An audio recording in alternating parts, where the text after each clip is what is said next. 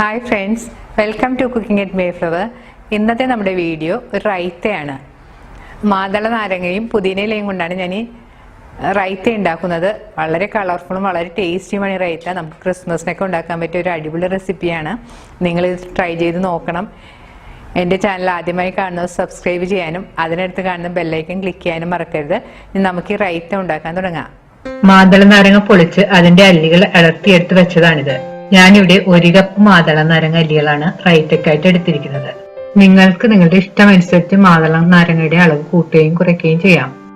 ഇനി വേണ്ടത് അധികം പുളിക്കാത്ത നല്ല കട്ടിയുള്ള തൈരാണ്.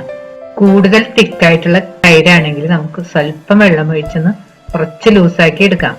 റൈത്ത കൂടുതൽ വെള്ളം പോലെ ആകാനും പാടില്ല, അതുകൊണ്ട് കുറച്ച് വെള്ളം മാത്രം ചേർത്താൽ മതി. മുളക് പൊടി, ജീരകപ്പൊടി, കുരുമുളക് പൊടി, ചാറ്റ് മസാല പൊടി, ഉപ്പുപൊടി, പഞ്ചസാര, പുതിനയില അരിഞ്ഞത്. ഇനി നമുക്ക് റൈത്ത ഉണ്ടാക്കാൻ തുടങ്ങാം. ആദ്യമായി നമുക്ക് എടുത്തു വെച്ചിരിക്കുന്ന തൈരിലേക്ക് മാതള നാരങ്ങ അല്ലികൾ ഇട്ട് കൊടുക്കാം.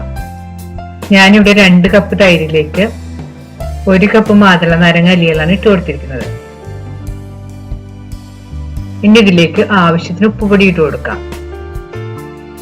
അതിലേക്ക് പഞ്ചസാരയും കൂടി ഇട്ട് കൊടുക്കണം. ഇനി ഇതിലേക്ക് ജീരകപ്പൊടി, കുരുമുളക് പൊടി, ചാറ്റ് മസാലപ്പൊടി, മുളക് പൊടിയും കൂടി ഇട്ട് കൊടുക്കാം. അതിനുശേഷം സ്പൂൺ കൊണ്ട് നന്നായിട്ട് മിക്സ് ചെയ്ത് കൊടുക്കണം.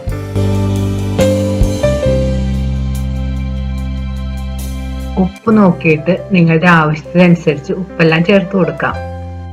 അവസാനം ഇതിലേക്ക് അരിഞ്ഞു വെച്ചിരിക്കുന്ന പുതിനയിലയും കൂടി ചേർത്ത് നല്ലതുപോലെ മിക്സ് ചെയ്ത് കൊടുക്കണം.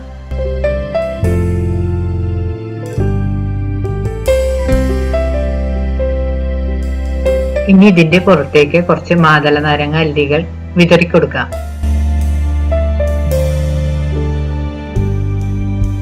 ഇനി റൈത്തയുടെ നടുവിലായിട്ട് പുതിന ലീവ്സ് വെച്ച് ഗാർണിഷ് ചെയ്യാം.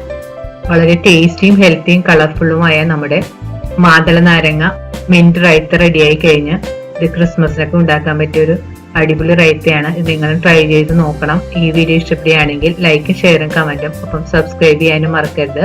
വീണ്ടും പുതിയ റെസിപ്പിയുമായി നമുക്ക് കാണാം. Thank you.